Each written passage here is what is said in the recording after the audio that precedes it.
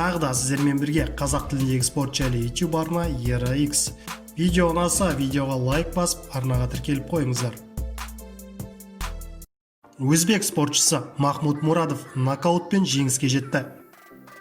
Бүгін, яғни Абу-Дабиде UFC 257 турнирінде орта салмақтағы өзбекстандық ережесіз жекпе-жек жауынгері 3-ші раундта техникалық нокаутпен Эндрю Санчесті жеңді. Жекпе-жек басталысымен шайқас Мурадовтың бақылауында өтті. Мурадов лоу-киктерін сәтті өткізіп, америкалықтың алдыңғы аяғына көп соққылар жасады. Санчес жекпе-жекте күрестен сәттілік іздеуге тырысты, бірақ Мурадов бұны болдырмады және Санчестің басына көптеген соққылар жұмсады. Соңғы раундта Санчес бар күшімен алға ұмтылды. Мурадовты қыспаққа алумен болды. Осы сәтті ұтымды пайдаланған Мурадов Санчестің контр шабуылын жақсы қарсы алып, оң қолымен жойқын соққы берді. Артынша есеңгіреген Санческе ауыр соққылар сериясын жұмсады. Соққылар жойқын болғаны соншалық, американдық еденге құлап, жекпе-жек тоқтатылды. Нәтижесінде 3-ші раундта техникалық нокаутпен Мурадовтың пайдасына шешілді.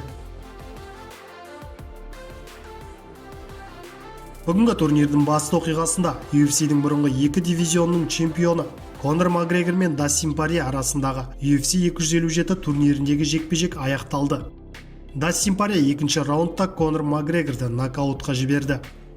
Жекпе-жек басында Дастин Порье тейкдаун жасап құлатты, бірақ Конор орнынан тұрып кете алды.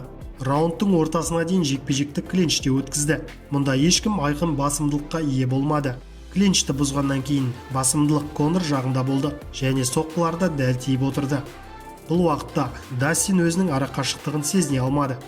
2-ші раундта жекпе-жек теңестіріліп, екеуі де сәтті соққылар жасады. Порье Макгрегорға лоу-кик соққыларымен айтарлықтай зиян келтірді және раундтың соңында Конор көп соққыларды жіберіп ала бастады. Эпизодтардың бірінде Порье қарсыласын қақпаға қысып, бірнеше соққылар сериясын жұмсады. Соққылар ауыр болып, Конор еденге құлады. Төреші уақытылы араласып, жекпе-жекті тоқтатып үлгерді.